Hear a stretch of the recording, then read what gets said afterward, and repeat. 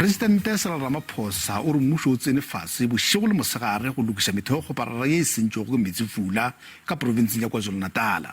O boletse phuthegong ya Paseka ya kereke ya Elshaddai Tabernacle International ka Ermelo Mpumalanga.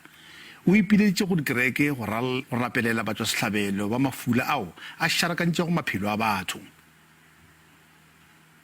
Clearly, there's a lot that we have to do in KwaZulu-Natal, and some raids are also coming down on the Eastern Cape, and we've already lost one person in the Eastern Cape. So that whole eastern part of our country is now affected by climate change. Climate change is a reality. It is now with us.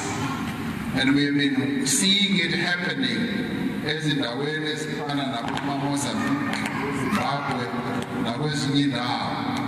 climate change has now come to us, and we now need to be serious in the way we deal with it.